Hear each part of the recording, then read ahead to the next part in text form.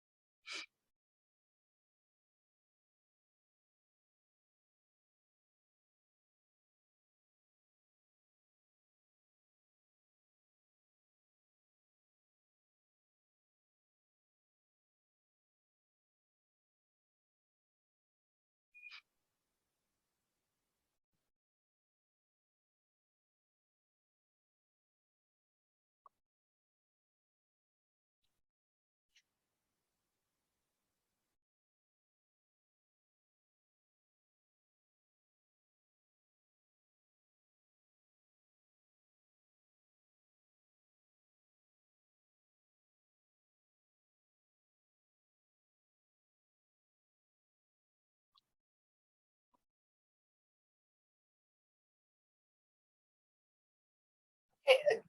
Again, good afternoon, everyone. My name is Tammy Reichelt. I'm the Chief of Staff at the American Association of Community Colleges here in Washington, D.C. I think there were still a few people that were just getting signed on with their audio, but I want to be cognizant of everyone's time and get this session off and going on time because we've got some great speakers today, some presidents that are going to share some wonderful information to you around the work that they're doing on their campuses. So with that, I would like to turn it over to Jen Worth, who is our Senior Vice President for Academics and Workforce Development, to give a welcome from AACC. Hello, everybody. It's great to see you today. Again, thanks, Tammy, and thanks to all the panelists that are on the line today. I see a lot of familiar faces. On behalf of Dr. Bumpus and the AACC Board of Directors, I'm so thankful that all of you are prioritizing this topic. As I was prepping with Ellen on this session, you know, we both acknowledge that as goes your vision, so goes the institution. So I really appreciate the fact that you are prioritizing our work with NSF and hosting this ATE President's Forum. I think you're going to find a wealth of knowledge from the panelists today. And so I'm just delighted to not only express our sincere appreciation, but also to introduce our dear friend and visionary, Dr. Rosalind or Roz Hobson Hargraves, who's the Division Director for the Division of Undergraduate Education at the National Science Foundation. She's on loan for them, but based in Virginia, and both she and I are just delighted to get to launch this. So Roz, I'll turn it over to you. Thank you so much, Tammy. I appreciate being here and having this opportunity to welcome you all on behalf of our director, Dr. Panchanatham, our Chief Operating Officer, Dr. Marangel, and our Assistant Director, Dr. Moore, to this session. As you see by my background, the NSF has a vision that leads the world in science and engineering, research and innovation to the benefit of all without barriers of participation. And I always hold on to that last phrase there, without barriers to participation, because it's programs like ATE within our Division of Undergraduate Education that helps make that a reality. The ATE program is very dear to me. When I joined the National Science Foundation just a little over a year ago, I came with 4 pillars: access, equity, innovation, and excellence, and the ATE program embodies them all. You know, it is my hope that throughout my time here, we will continue to grow representation of community colleges at in our programs in the Division of Undergraduate Education and at the National Science Foundation broadly. You know, within our portfolio in NSF, you know, over the history of the ATE program, we have funded over 1,800 awards. And right now we have over 350 active awards. ATE has funded awards in all of the states in the Americas, Samoa, Guam, and Puerto Rico. So when I think about the ATE program, I think about that, those 4 pillars. I think about the innovation that comes through this program. I think about the excellence in which these projects are executed. And I think about access and equity, because our programs, our awards and projects that we fund through the ATE program indeed provide access, more access to STEM careers, and also address issues of inequities that we see sometimes in STEM professions. Our director talks about the missing millions and making sure that we see the representation of our entire population represented in the STEM disciplines. Because in order for us to tackle those grand challenges that we as a society are facing, we're going to need an incredibly talented group of technicians, engineers, scientists, mathematicians to really address those challenges. So ATE is dear to my heart. I am looking forward to hearing from the panel. Unfortunately, I'm going to have to drop off a little early, but I'm going to stay as long as I possibly can so I can learn about not only what's motivating these presidents to be a part of the ATE program, what may be some of the challenges and what future opportunities they have. So thank you so much, and so glad that you are here. Thank you, Roz, and thank you, Jen, for your kind words and support of NSF ATE and all of our colleges that are doing such fantastic work. So I'm just going to kind of put a little bit of framework into how the workshop's going to run today. And again, we really want this to be a peer-to-peer engagement. Primarily, the folks that are going to be on the call are already working in the NSF ATE space in the audience. And we want you to be as engaged with our panelists as you can. I mean, we have a chat. Open your chat, put your question in there. We've got a couple of people that are monitoring that. So you don't necessarily need to wait until the end of the workshop to put your question out there if you've got a specific question or comment that you want to share with us throughout the session. I mean, please put that in the chat box. And again, as we're all kind of working like through the pandemic and at the, rapid, maybe hopefully ending the corner of the pandemic, we know that there's been a lot of strategies that have taken place to kind of continue to support our students and continue to support the STEM work out there. So we're going to highlight some of those. And again, please feel free as a participant to highlight some of the things that you've been doing on your campuses.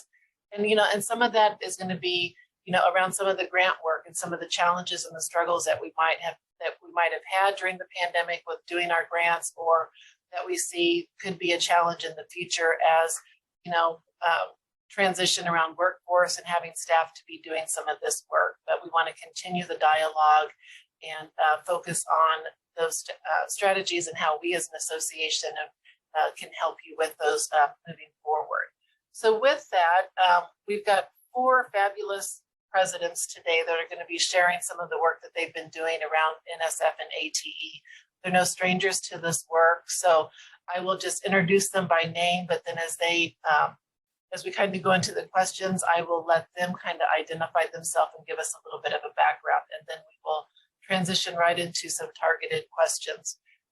We've got Dr. David Harrison. He's a president at Columbus State Community College. Dr. Annette Parker, president of South Central Community College. We also have Dr. Johnny Moore, who's the chancellor at Arkansas State University, and Dr. Sandy Kiddo, president of Northland Community and Technical College. So I'll start with Dr. Harrison. If you just want to say give a brief overview of your work and your experience with ATE, and then I'll transition over to our other 3 presidents. Sure. Thanks so much. And it's good to be with everybody today on this really important topic. My name is Dave Harrison. I've been president at Columbus State for the last 12 years. ATE is very personal to me.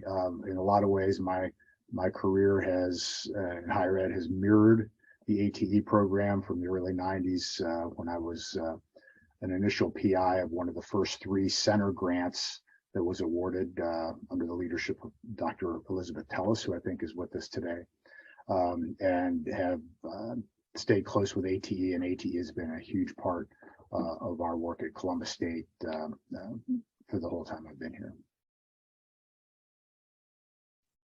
Thank you. Next, I'd like to introduce Dr. Annette Parker. Thank you. So again, my name is Annette Parker. I'm president of South Central College in South Central, Minnesota. And like Dr. Harrison, my introduction to NSF ATE came as a co-PI originally of a vision of a National Center of Excellence in Automotive Manufacturing when I was at Lansing Community College in Michigan. And then after the successful planning grant, I was asked to come to Kentucky to lead the National Center of Excellence in Advanced Automotive Manufacturing, which was awarded a National Center of Excellence grant in 2008. And like Dr. Harrison, I also had worked very closely in my leadership with Dr. Tellis and Dr. Gerhard Salinger as well. Great, thank you. Dr. Johnny Moore, please. Thank you. Again, my name is Johnny Moore, Chancellor here at Arkansas State University, Newport, not the Jonesboro campus. And, you know, unlike Dr. Harrison and Dr. Parker, I'm a newbie.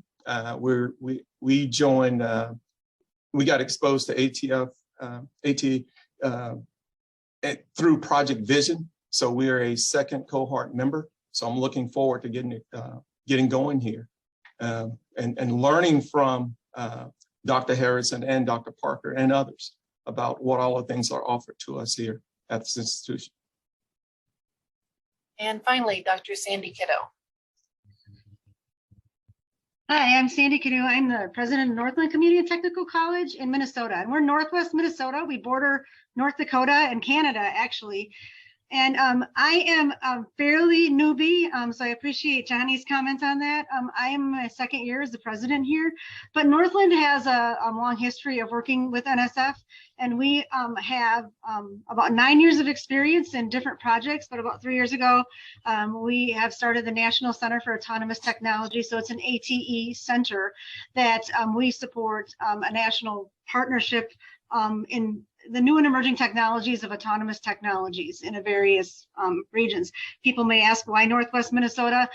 Because our proximity to North Dakota and the drone research and just our expertise in the area provides us that basis for being a part of this important network. Great, thank you. So now let's just jump right into some of our questions that I've got here for our panelists, because this is what we all came here for. Dr. Harrison, the first question is for you. I believe that Columbus State Community College is the most awarded NSF ATE college. Why so much focus on NSF ATE? The first part of the question. The second part of the question is, how has it helped your college, and how has Columbus State sustained the growth? Well, I mentioned my personal background. So I came into this role not objective about the role that ATE can play. But I misspoke when I said it's been an important part of our work at Columbus State the entire time I've been here. That's not true at all, because when I came here, we didn't have a grants office at all. So it took us a little while to get that put together. But I knew it was important for a number of different reasons. First of all, I assume all of our states are pretty similar in that our funding, we all get funded for next semester's schedule, whether that's through state funding or tuition or whatever. So when it comes time to truly have venture capital that allows you to either keep current programs vital or start new programs, ATE is, again, has been a great source of that venture capital.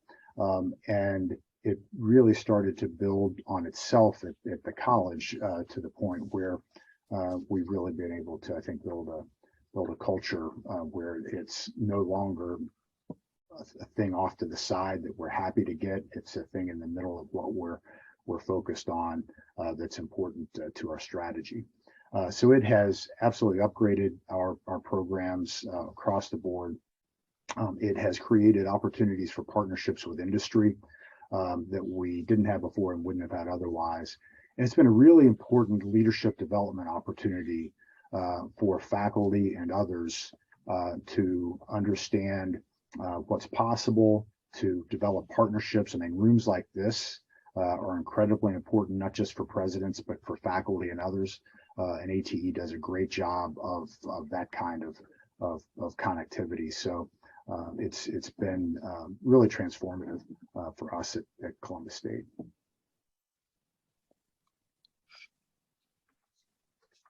Thank you.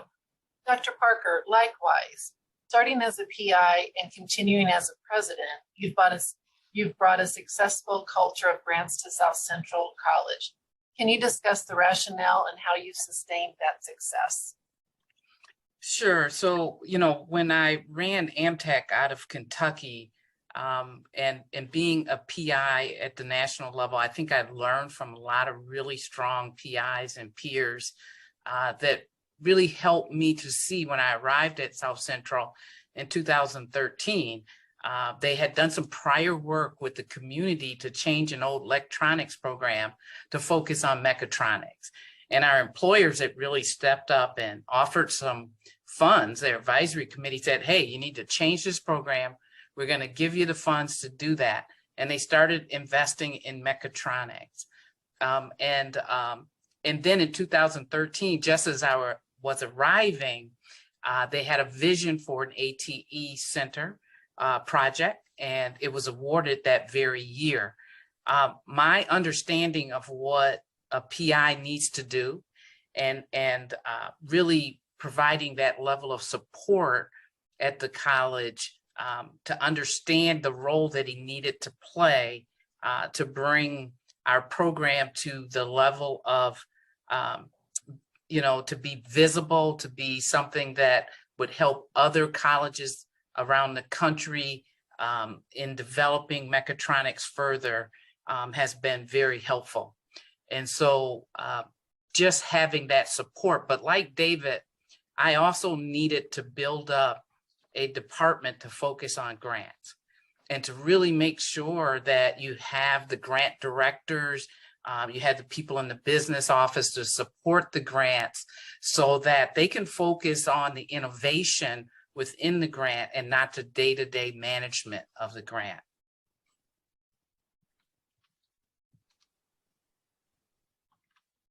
Thank you. My next questions go to Dr. Cadieux and Dr. Moore. And so, and you can decide who wants to take a stab at it first, but what has driven your, as new presidents and new institutions working with NSF and ATE, what has driven your interest in NSF ATE funding? I'll take a stab of it first. This is my, as I shared with you all early on, I'm a newbie to ATE, and I'm not a newbie to higher ed. This is my 32nd year in higher education. And we all know the role of community colleges has expanded over those years. Depending on the school you're at, there's a lot of similarity in what we do. Our role, we play a role in workforce, we play a role in local and regional economic development, technical, vocational training. We are the low cost gateway, if you will, to higher education, community service. And the one that I really appreciate what our institution play a pivotal role in is human capital formation. I mean, that is so critical. Community colleges have always, David had mentioned earlier about the funding, and you're right, David, all of us are very similar in our states on how we're funded. But community colleges have always been expected to do a lot with very little. But if you think about the current state of affairs in America, we saw this with COVID, how our institutions, are fundamental to the nation's overall nation's social and economic mobility.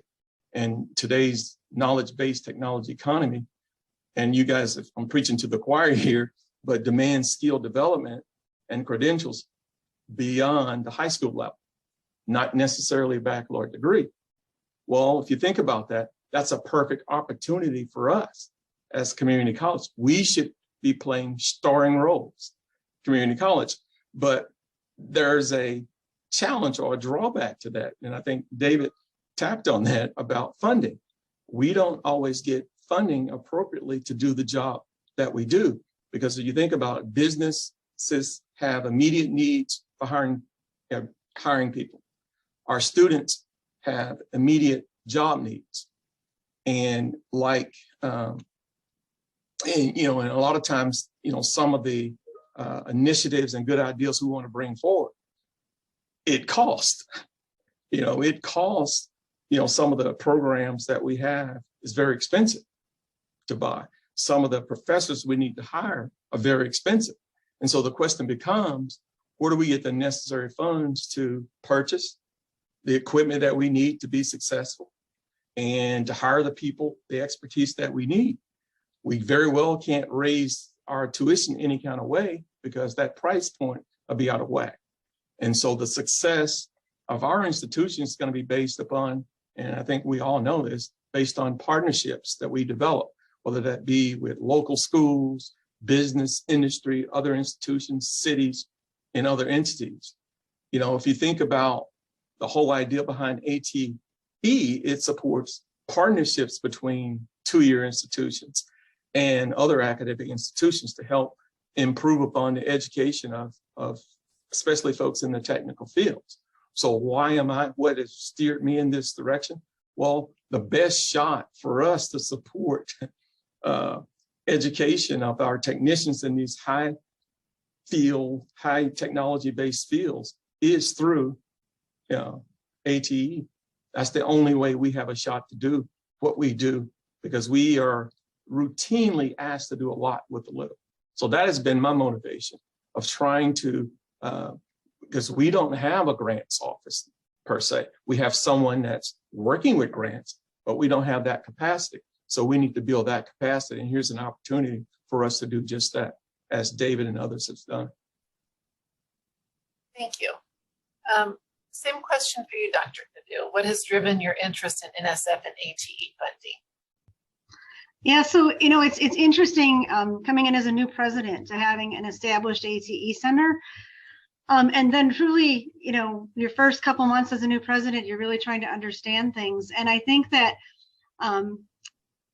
thinking about the funding that it does make available to try new things and do that research driven and that collaborative networking is important. But one of the things that we also did not have a grants office, and we're in the process of building that out. But I think the one of the most important things is to really, for me, was to understand, because I was getting some pressure, because a lot of times our CFOs and some internal people in the college will say, why are we putting all these college resources into NSF funding, and what are we getting students the next semester, because that's what we're driven on, right? And I think initially it was for me just diving in and understanding, so what is the value and benefit, and trying to understand, it's not easily quantifiable. We can't quantify the professional development, we can't quantify the networking easily, that collaboration that being a part of this work really entails. And I think that has is what interests me. I also was in Kentucky, so I feel like I follow Dr. Parker along. I was in Kentucky before I came to Minnesota, and I knew the value. My institution did not have NSF funding, but I could see the value that having that brought. So it's been, for me, it's an interest in building capacity for future work, but also just building capacity for my institution and other institutions to truly understand, there is real value in it. And we're really just starting to gain the traction in, what that collaboration, what those partnerships are. So that's really what has interested me in this as well. Thank you.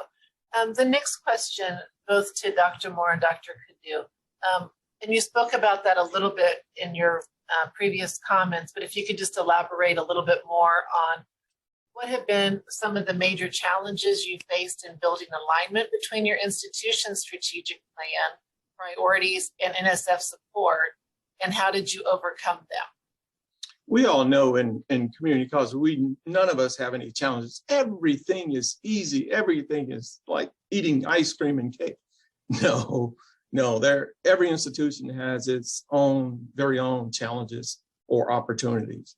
And I always say to people is that you have to look for opportunities. You have to look for those opportunities because they're all around you. And one of the, I guess, challenges or opportunities you would say that I faced, this is my second year at Arkansas State, is the current culture of the institution. Over the years, I've learned that understanding the culture of the institution is critical to getting anything done.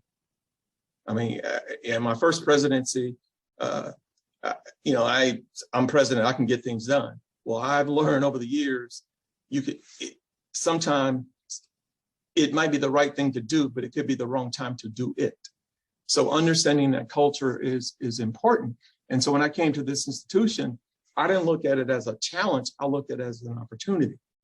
And because I had, and some of you may be in similar situations, I had a number of people at my institutions that have been here at this institution for a very, very long time.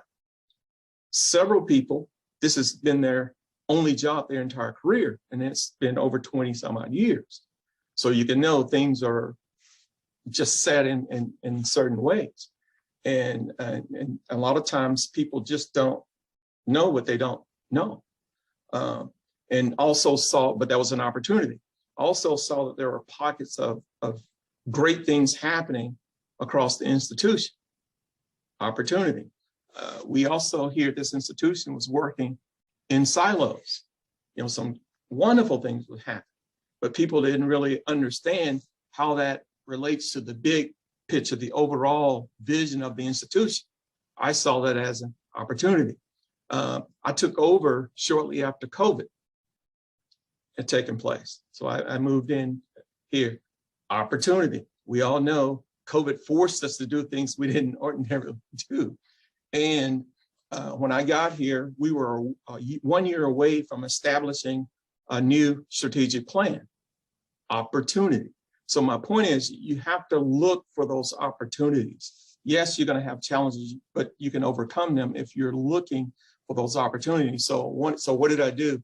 So one of the things we did last fall, the fall of 21, is we started an all-inclusive 7-phase strategic planning process, which included dialogues with students, faculty, staff, and community members. We had a retreat focusing on identifying goals and objectives, incorporated feedback from employees, students, and the community in drafting the plan. So every individual at this institution, if they so choose, had some say in figuring it out who and what we would become over the next 5 years. And we launched what we're calling ASU Flight Plan. You know, we launched it this fall. So timing plays a critical role, but one of the challenges, as I said, was culture. And I think it's very, very important to learn that culture. And part of the role as a president or a chancellor, you have to engage with folks. I think on our conference call right before this, I shared with some folks that this semester, one of the things that I'm doing to further engage my collaborations with faculty is I'm co-teaching or team teaching, if you will, college algebra class, one of the math faculty. But those are the types of things you have to do to build trust and to begin to change that culture, because you can't just come in there and just change it just like that. That won't work. But that was one of the challenges, and those are some of the things that I've done to try and overcome that. Great. Thank you. Dr. Cadill. Yeah, sometimes I feel like Johnny and I are like kindred spirits because, you know, when we talk about coming into an institution and a small rural multi-campus institution that has individuals that have worked here a long time, that is challenging. Culture is a challenging thing to think about. You know, so I think one of the biggest challenges that I had is initially our NCAT, our ATE work was kind of siloed in this one area, and they were trying really hard at that grassroots level to share, and they I shouldn't say trying, they've been succeeding to how can we build some of the things that we've done across the institution, and how can we share that. And so for me, some of that was a little bit of a communication issue. I, like Johnny, started in the middle of COVID and didn't get to meet a lot of people. But I think one of the first things, I built a strategic plan last year, very similar process to Johnny. And it's how can we weave some of these pieces in that we're doing with our ATE work. And, and it's everywhere, we can see it everywhere. So a couple of the things that I did was, the first thing that I did was my executive director of my ATE center, he reports to me because I need to understand what the work is that's going on, because I was hearing it secondhand. That's the first thing that I did, because I recognized the importance, but I knew I had to also understand his perspective as well as some of the other perspectives that I was hearing in terms of what this work means to us. So that's one thing that I did. The other is, I have an amazing group of individuals at work, both within NCAT and as well as in the surrounding space around it. And some of it's, a little bit of that letting them innovate, letting them do what they need to do. So this past year, one of the things that we worked on was, and actually somebody had approached us, and I'm like way north. It takes me 6 hours to drive down to the cities. So we put together and coordinated across the nation, across the state, with all of our networks and centers of excellence to put together a Project STEAM event, Experience STEAM, at the Mall of America. And, coordinating that was no easy lift with a very small team, but they were able to leverage all of those networks. But then the beauty of that was not only just having that event and having all of those hands-on activities for, we had workshops for educators and camps and, a lot of different people put that on, but it was then coming back to the institution in this fall thinking, how can we duplicate that sort of event locally with our staff and faculty and employees and with our local networks, because our local people aren't going to drive down to the Mall of America. Most of the time when I go there, I fly. But it's, it's how do we do that? And that's not with NSF funding. That's leveraging other funding sources. So we're bringing those types of activities and those things that we've learned from our NSF work into our other areas of the college. So we're leveraging Perkins this fall to bring those activities here. And I think the last thing is just, the idea of innovation that's built into our strategic plan.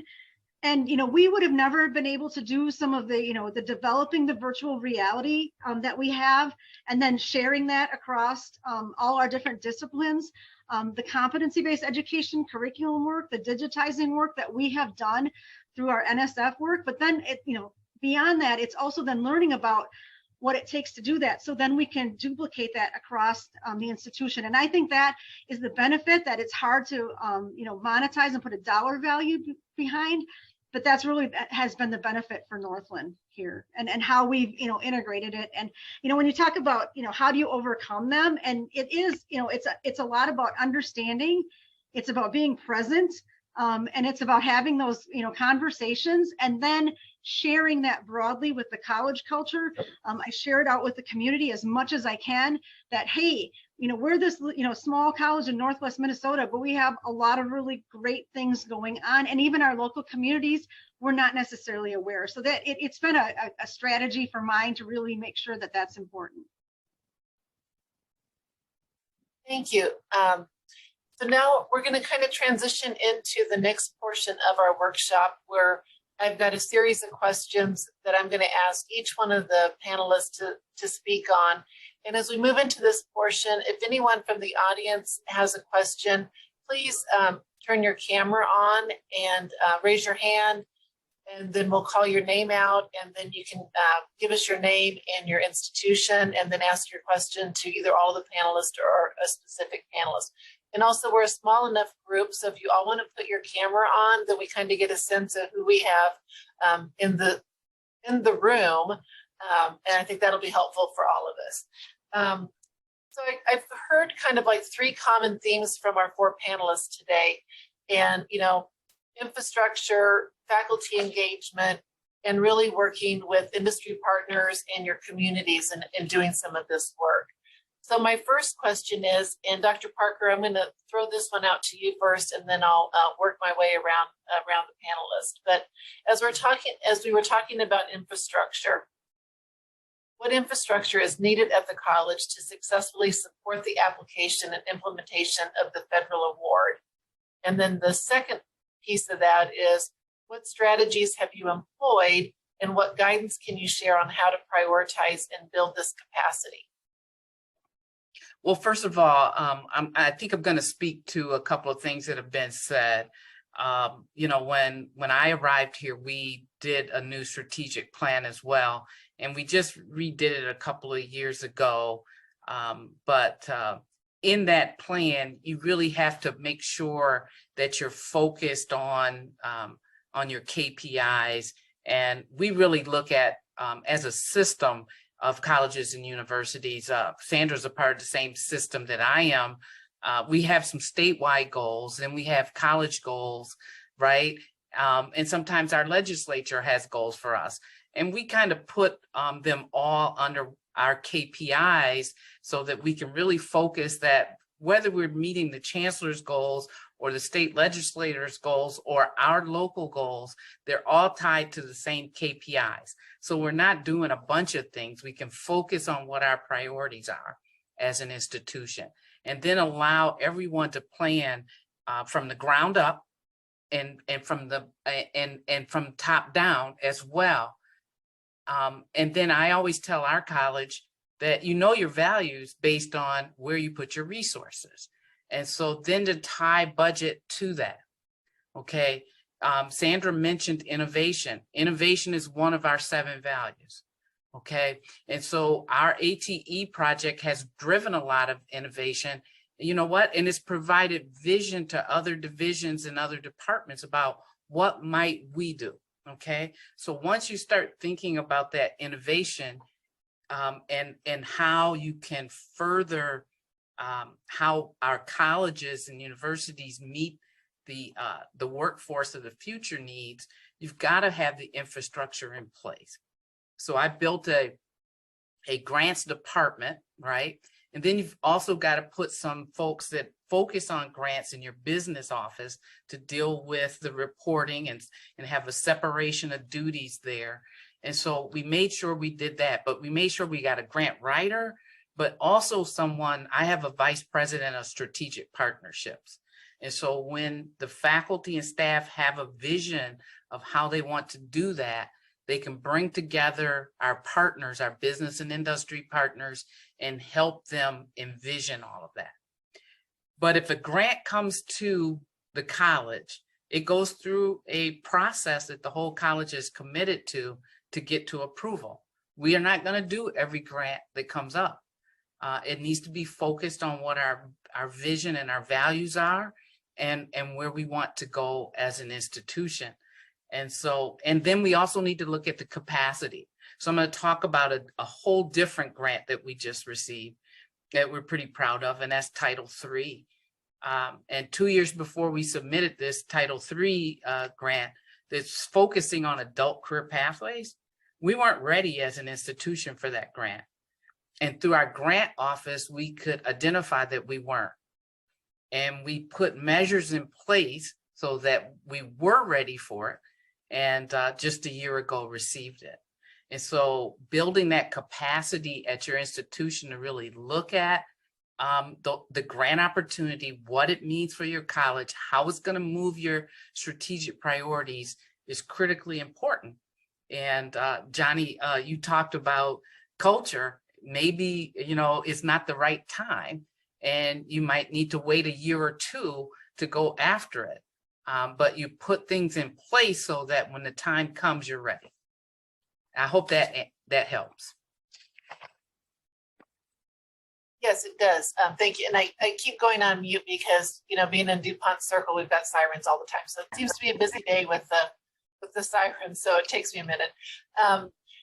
Dr. Harrison, I'm going to go to you next, kind of on the infrastructure question. Again, if you can expand, if you have anything to add to Dr. Parker's comments around expanding infrastructure, but also some of the strategies that you have used and what guidance that you can share. There's it's important that presidents, I think, be personally engaged, especially in the early days. And there's a patience to this.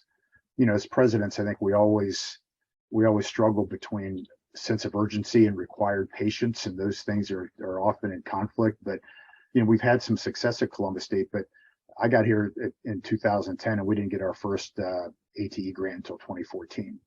And as I said, we didn't have a grants office when I came, and then hired a grants writer who, you know, was the right person. And you know, I was pretty directly involved, and he and I worked closely together, you know, in the early stages. And you know, the first grant or two that you get, you know, as Annette said, you know, the business office, the other units. I mean, this is just more work for busy people. So the ability to transition from culturally, this isn't a one-time thing. This is something we're going to do for a living. Is something again that takes time and takes consistency. Initially from the president, I'm not really directly involved in any individual proposal now, but was early on. And as we started having some success and having some results, it's not just about getting grants, it's about delivering the goods and really using those grants to advance, as my colleagues are saying, the vision and outcomes of the college. Then you start to build believers and understanding that, okay, this not only is this not going away, but this is a good thing that we should embrace. And then we did make a strategic decision as we were building some critical mass around this. Instead of building out enormous capacity in our business office, we actually built that out in the grants office. And there were some reasons for that. And that was a little bit of a leap of faith, but it was the right thing to do, as we've seen now, because it creates a lot of horizontal infrastructure within the college. So the grants office is working closely with the budget office, financial reporting, purchasing, other points, that it doesn't become a single threaded activity, but becomes something that's really built into a lot of job descriptions. And that I think is really important, again, culturally, and to really develop a repeatable process. The other infrastructure piece has been in curriculum and our academic processes. One of the things that you learn with grants generally, but ATE specifically, is the pace is different as you're trying to deliver on a grant than it is, for routine processes at the college. And that's something that we've gotten better at, but we're still trying to catch up to, so that we can more rapidly implement the curriculum innovations that come from the grants work. But we've seen tremendous growth, and again, we've been at this a dozen years, and I don't lose sight of where we started, and don't take for granted where we are now. But we're actually at the point now where we are providing grant services to other community colleges who are, where we were 10 years ago. And that's been a real positive thing for everybody involved, because again, one of the great values of ATE is partnerships are not only encouraged, they're required. So the ability to have that built in to these processes has been really important. Last point, and I'll turn it over, but the partnership ethos really does extend to employers. And that's been an infrastructure that we built in a lot of ways around the work that we're doing with ATE, or that the ATE at least has been a catalyst around. And again, been at this for a while in this role. We kind of deconstructed our employer outreach piece, and then reconstructed it around the values and the partnerships, much of which was driven by ATE. So that's really been an important part of our infrastructure as well.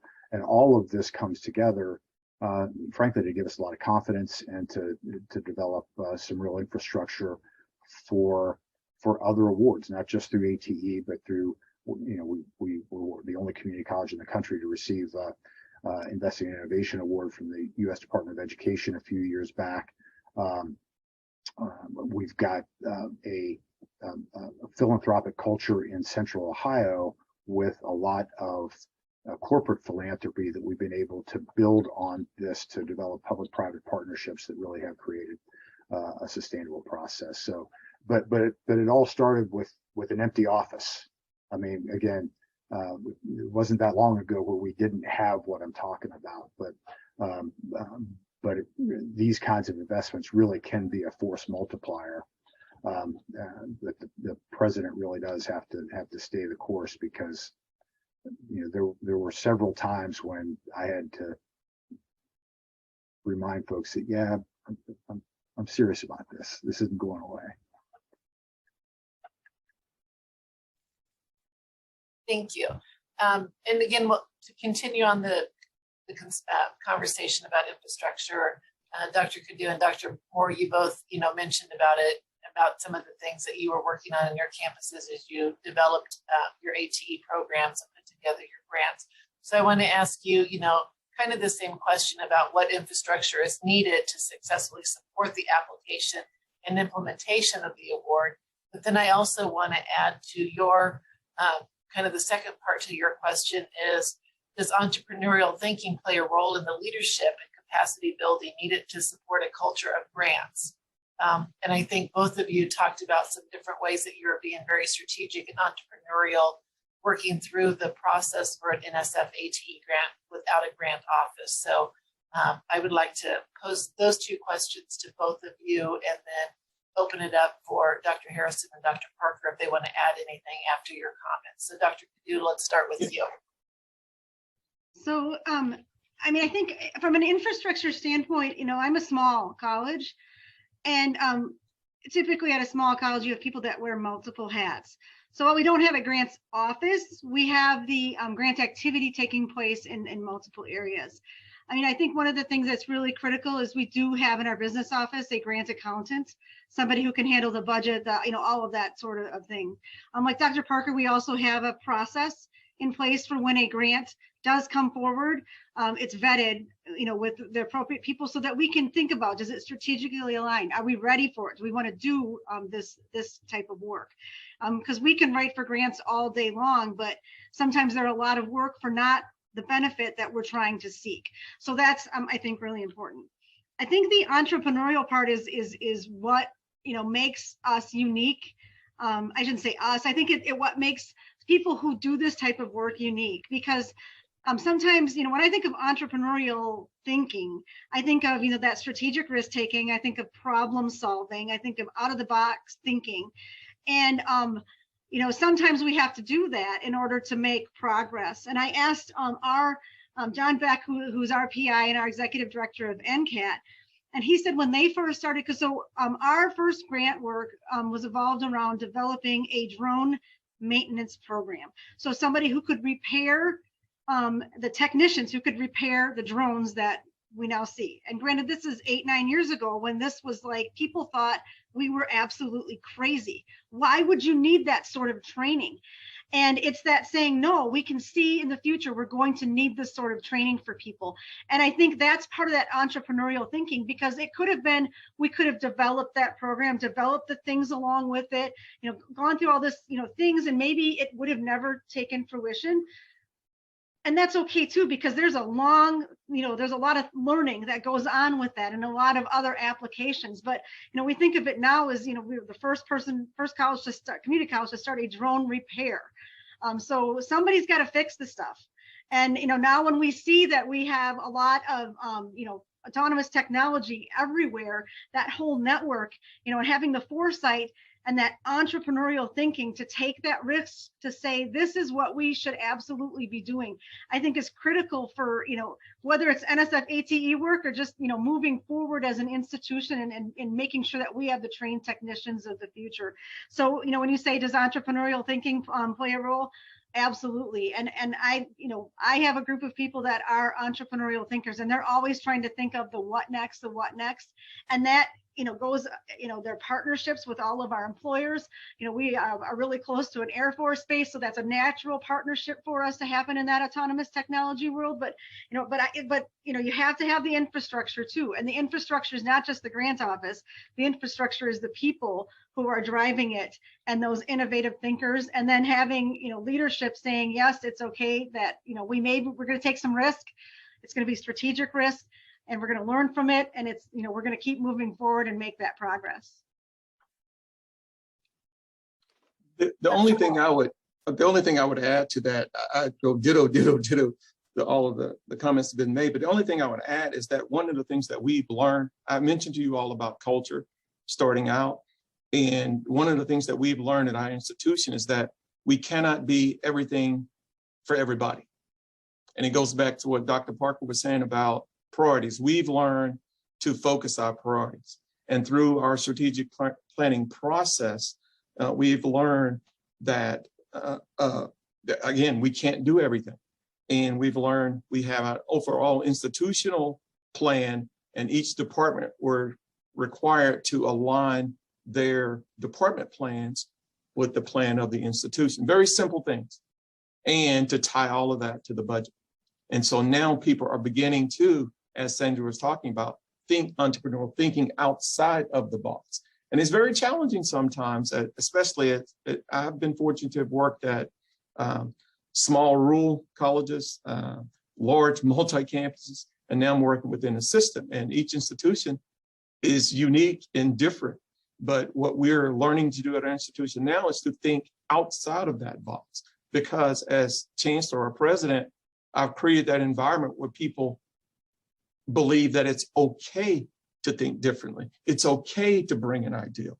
It's okay to do that. And so you have to take those baby steps. And as was said earlier, a lot of times timing is critical.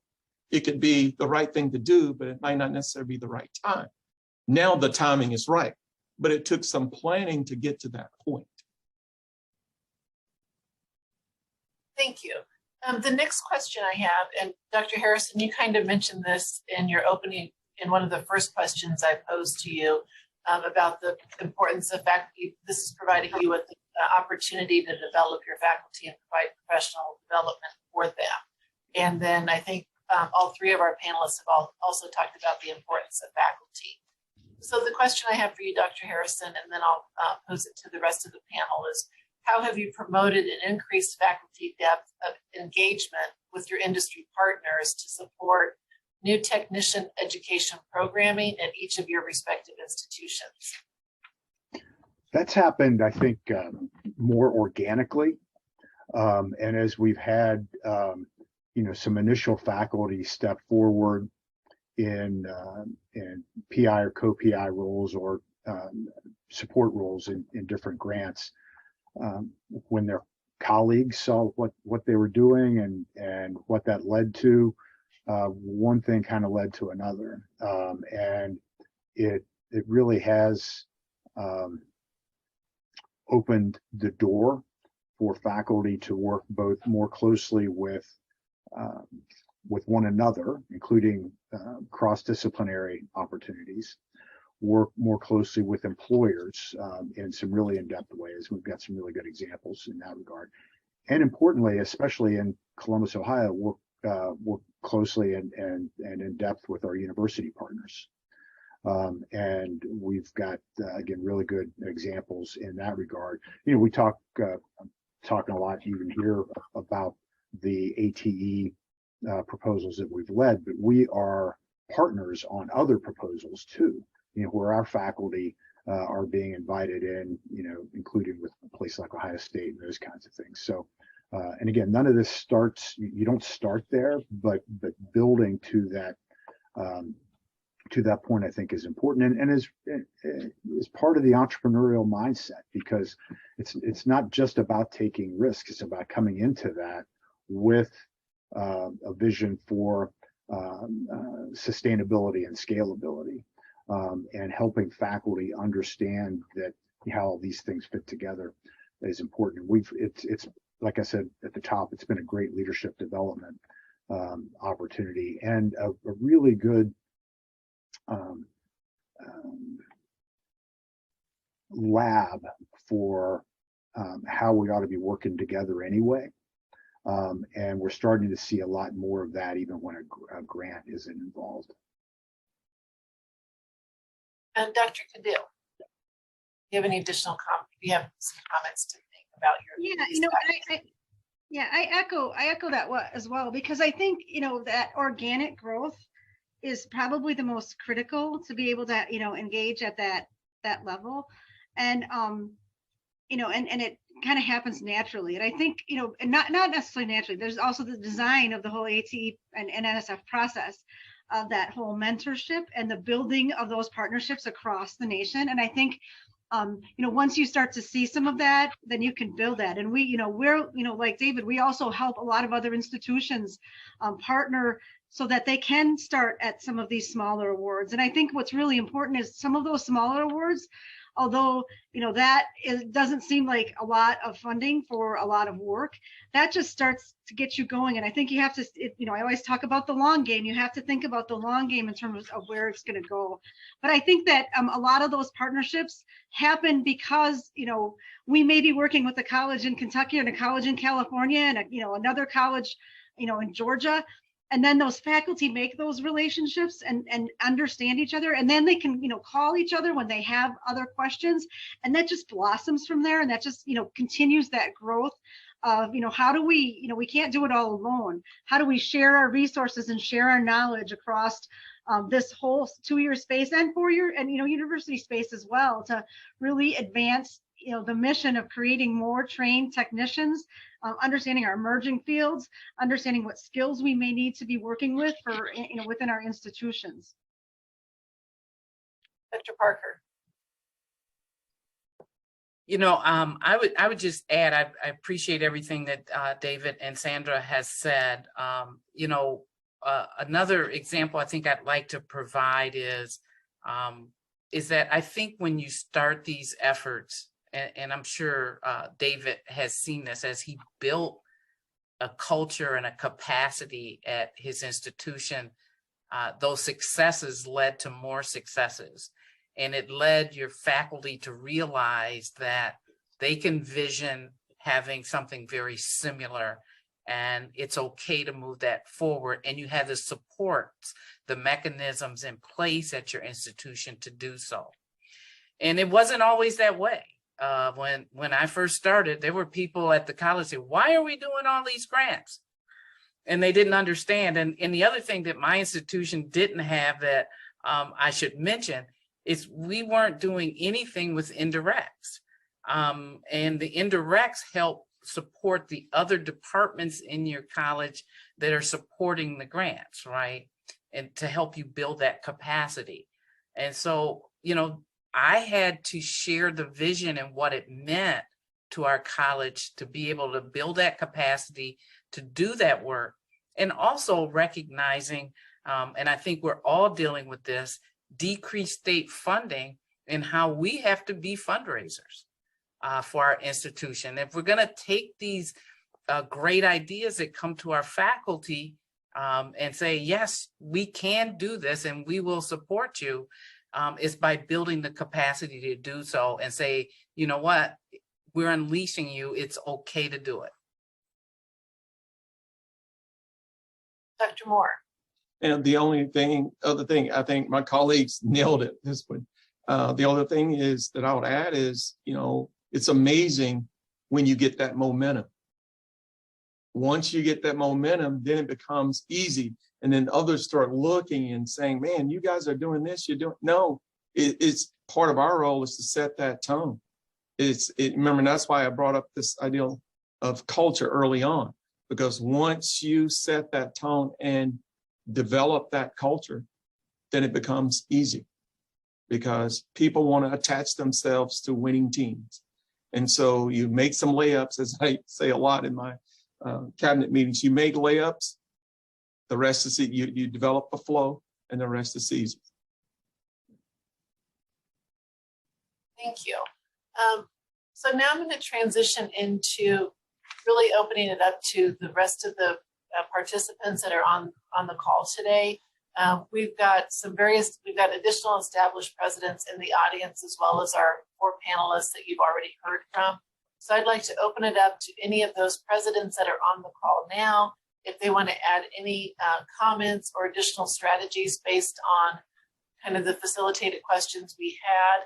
And then from there, just open it up to the audience to ask any questions, provide any comments, strategies that you're working with on your campuses. And like I said, if you would just introduce yourself and your institution when you're asking those questions or providing comments, I would appreciate that.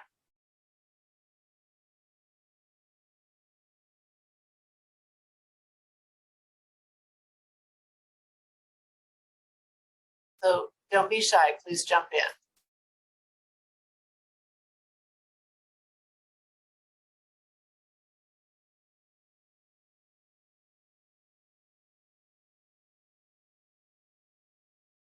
I hate to have to call somebody out.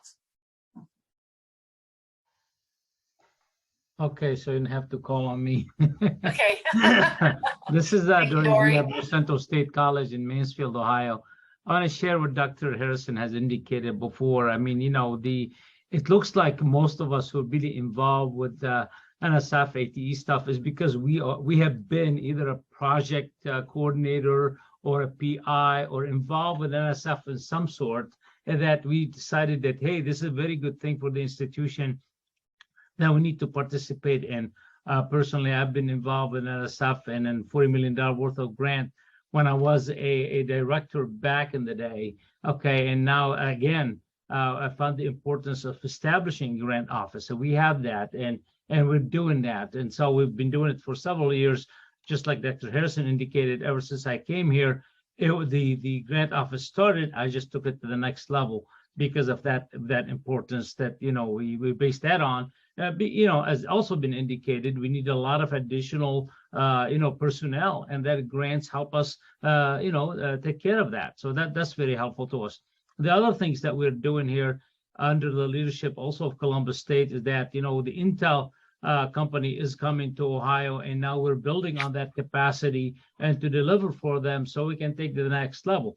They partner with NSF ATE, and they're going to be providing additional financial support, in the tunes of about $150 million in order to do all that work that needs to be done for the future. So we at the community colleges, they want to hire like 70% of their employees are going to be technicians. So we're going to help them with that. And unless we deliver on the grants that they are giving us, I won't be able to do that. So we're working together under their Columbus State leadership to make that happen. The Ohio Association of Community Colleges and all the community colleges are involved. So the more of us get involved with this process, the more we can fulfill, our mission, which basically delivering talent to our employers, right? And it's badly needed. When we do that, we improve the job capabilities, the standard of living, the quality of life for all of us. So I can't believe I talked for an hour and didn't mention Intel.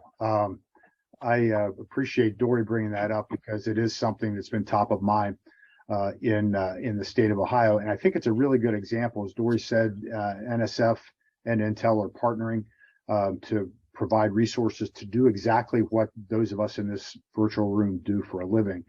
And I think there's a moment, not just in advanced manufacturing, but we're focused on biotech and of course IT and cyber and those kinds of things, where the reason this convening is so important, and I appreciate AACC doing it, is because the federal government wants to give us money to do this kind of stuff.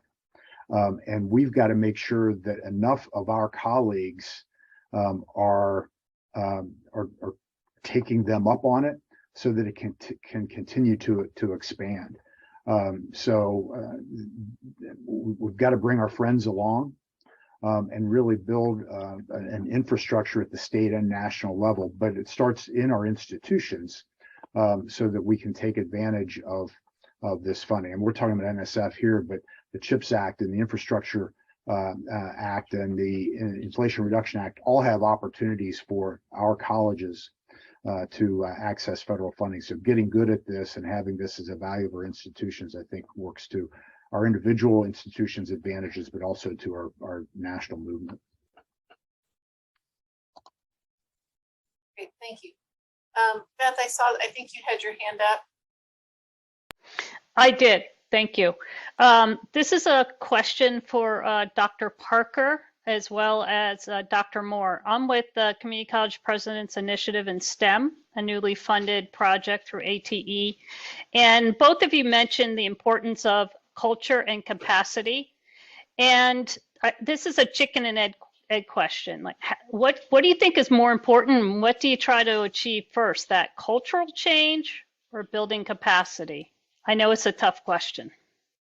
Well, Beth, let me just say that I was fortunate enough to come to South Central when there was a vision to have our IMEC. It's independent mechatronics program where we're building trainers for high school kids as well as college students.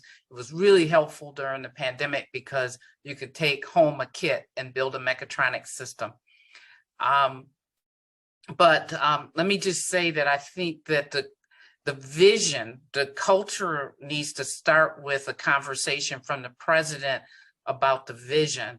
And, you know, that's my thought. And it really needs to explain, and I always say this about everything at the college, it's the why. People need to understand why you're doing the things you're doing. And so as I talked about what we could do with grants and what it meant, to the point earlier about reduced state funding. Okay, and when you start having those conversations at your college, you're going to start really building some themes that I think we can all get behind about the culture that we need to survive. And so I talk about it in some terms of around sustainability of our institution. And I think that that's important for people to understand that I'm doing this work to make sure that we're always relevant, that we're building students that are going to be civically engaged in our community, that are going to keep our community strong, our nation strong, and so the why behind it. And I think that builds the culture, and then you put the supports in place to make sure that people are successful and not overworked, and that we have the capacity as an institution to do the work. And the only thing I'll add is this, Beth. You know, every institution, I've been fortunate to work at several institutions, and every institution is unique. And I think is very important for the leader, especially coming in, is, remember I mentioned also time, is take the time to understand the culture that exists at the institution. And you do that by listening to people and beginning to, for them to get to know you. And then that's when that trust comes. And then you can start having those conversations. But unless that happens, you're spinning your wheels. Just my opinion, you're spinning your wheels. And timing is, the thing I've learned in my 30+ years is timing is so important. It's very, very important. It could be the wrong time to do the right thing, if that makes any sense to you. Thank you, it does. Thank you both for your insights. Yeah. Well, you might see you have your hand up, and then from there I'll go to Lisa. Thank you. I'm Bill Mullaney. I'm at Corning Community College in New York. And I just wanted to return to the issue of faculty involvement. We were fortunate enough to be part of the second cohort of Project Vision, which has been a really amazing experience for the campus. But the most pleasant surprise for me was the growth of the faculty who we brought into the process, and whether it was the wonderful structure that Project Vision had, or the prestige of working on an NSF grant, or even just the excitement about creating something new. In our case, it's an optical technician program, but just seeing the faculty who, we weren't sure would get on board, not only get on board, but really lead the process and talk to their colleagues about how wonderful the process was. So, I think just want to sort of underscore some of the sentiments the faculty, the panelists expressed about how important and how wonderful faculty involvement can be. Thank you. Lisa? So my name is Lisa Watson. I'm the Vice President of the Institutional Advancement. And it's very refreshing to hear the board presidents, whether they're new to the NSF or whether they're experts in what we've done. Community colleges often, I think, don't think of how do we build that enhancement and how we demonstrate what we really can do. And I think grants and fundraising is one of the ways that we do that. But I think too, when you talk about culture, it is important to have that conversation on campus, because when we think about funding, it feels like grants can be a place where you're taking resources from, whether it's academics or you're taking resources from student services. How does this fall into play? But the wonderful thing happens that once you start to achieve those outcomes, you start to demonstrate the value. There's a paradigm shift, and it's a really interesting thing when that happens, because then faculty and student services, everyone on campus starts to see you as what you really are, which is a resource. We want to support our entire role is to support colleges and universities to achieve that success. And so it's really refreshing to hear the four of you talk about trying to find funding for that. I think people value where money goes. And so when you start to try to find funding for sponsored programs or grants or whatever you would like to call it, I think other people start to realize, oh, I need to pay attention rather than this is just something I have to do. They start to realize the value. And so thank you all four of you for talking about that. Any other questions from the audience?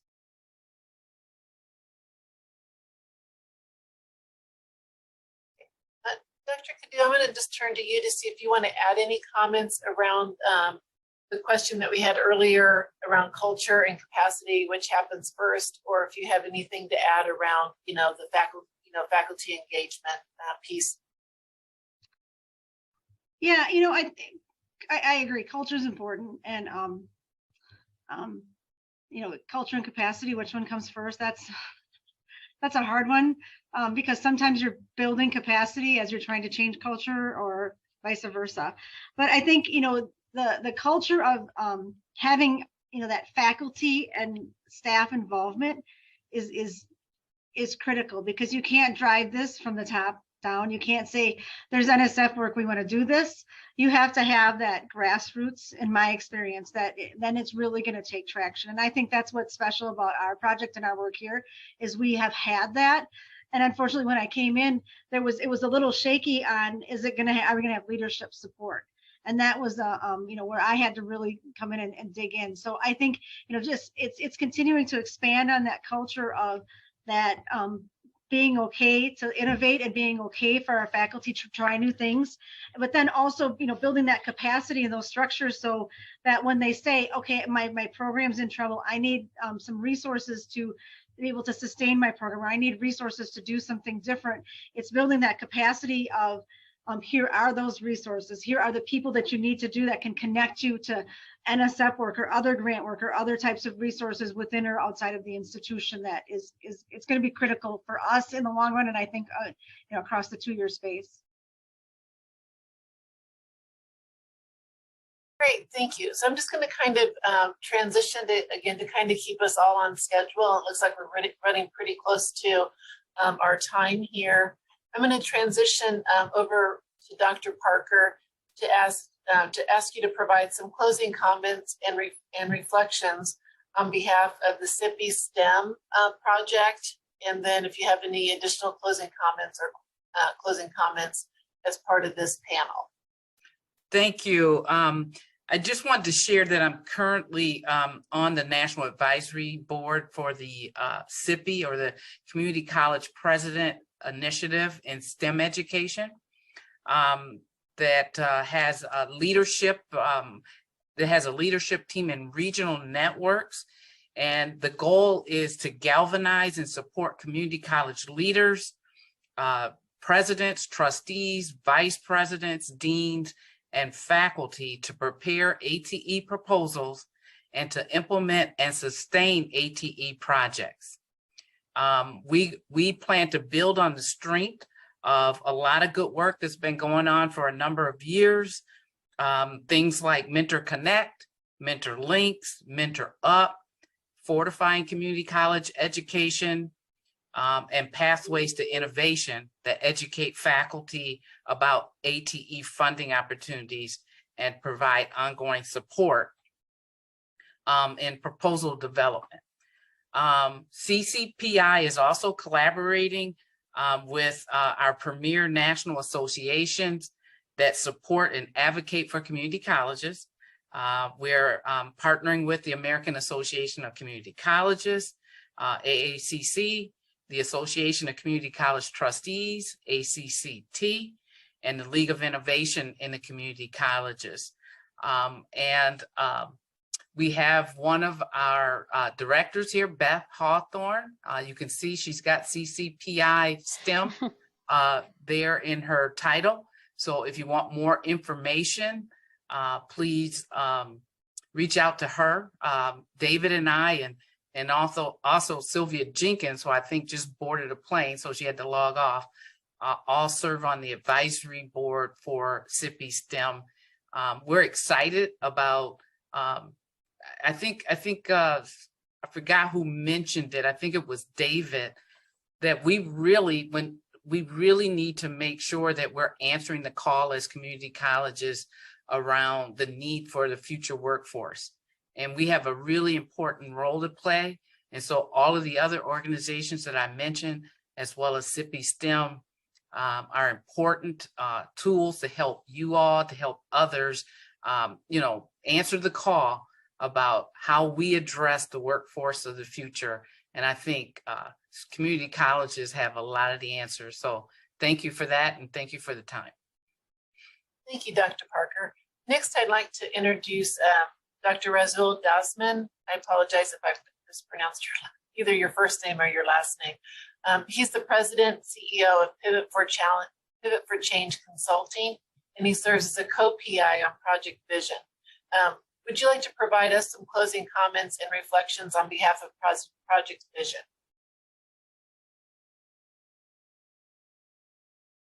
You are on mute. Good afternoon, everyone. Thanks for giving me an opportunity to speak with you about Project Vision. With me, there's Dr. Kevin Cooper, who is a PI, and also Dr. David Brown, who is one of the co-PIs. Project Vision is designed to work with 45 community colleges in rural setting who are basically new to ATE. Our goal is to catalyze opportunities at each of colleges, engage faculty actively in the grant seeking with NSF ATE. And basically the way it works out is we work with the grassroots of the college, which are the entities of the faculty members. We try to work with them to develop through the phases of ideation. We look at the economic development data. We look at labor market information. We also look at college's academic plan, academic master plan, a strategic plan. We look for alignment. And as a result of this period of 1 year engagement, we developed a proposal for the college, to work with the college to submit it. We're in our third year of our operation. We have successfully worked with 12 colleges in our first year, 13 colleges in our second year. Now we're working with 10 colleges in our third year. We also have had indirect involvement with roughly 8 other colleges that we provided consultation in terms of their ATE submission.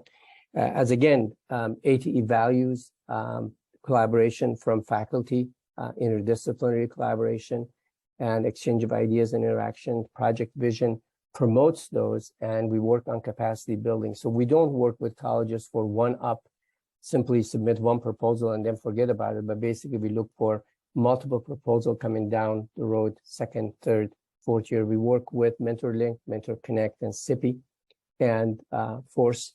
Our colleagues that submitted a proposal, President of Corning Community College is with us, President Moore from Arkansas State Newport, and also my good friend from Hawaii, Rachel, who's a chancellor at one of the community colleges we work with, and they submitted a proposal. Again, the goal is to provide what I call the muscle for the colleges, and to develop the talent and expertise so the colleges could go after ATE grants over and over again. We heard a lot about presidential commitment. We heard about alignment, entrepreneurial spirit, collaboration with faculty. We heard about capacity building, building infrastructure. We also know that there has to be intrinsic motivation on a part of faculty member for faculty champions. So we work with faculty champions to develop the ideas and bring it to maturity in terms of a proposal for technician education. And again, the colleges we work with, we try to encourage them to look at the funding that they receive from ATE to develop Innovation Hub, as Dr. Harrison eloquently discussed about how they can be more relevant to the future needs of the industry and employers. So with that said, I'm going to turn it over to my peers, Dr. Cooper and Dr. Brown. If you have any additional comments you want to add, you're more than welcome to do that. And I did put our website on the chat for you. Thank you, Russell. I have nothing. I really want to thank everyone for their contribution to the panel. Yeah. Dr. Brown? All good here. Thanks, Russell. Thank you. It's been a pleasure to engage with you, and we know that successful colleges are the ones that engage their faculty, and the presidents are actually curious and have entrepreneurial spirit. And thank you, NSF, for giving us an opportunity to be part of this conversation. Great.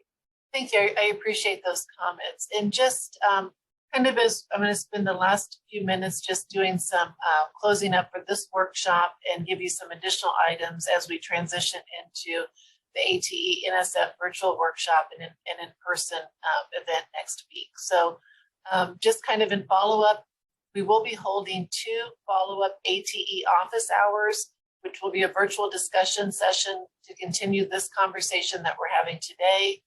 Both sessions will focus on the issues that ATE college presidents and senior administrators face in today's education environment and continuing this dialogue among community college leaders. Utilizing this online meeting format, the conversation will explore a variety of topics, including recruitment, industry partnerships, economic development, diversity, and others in interactive sessions that will encourage discussion and further sharing of information and resources. So mark your calendars for the 2 sessions. The first one will be scheduled for Wednesday, November 16th from 1 to 2 p.m. Eastern Time. The second session will be Wednesday, February 15th, 2023 from 1 to 2 p.m. Eastern Time.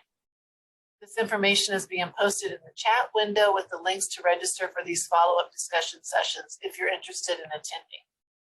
We will also send you the links to register for the ATE office hours via email and follow up to this workshop with the link to the recording for this session for your reference.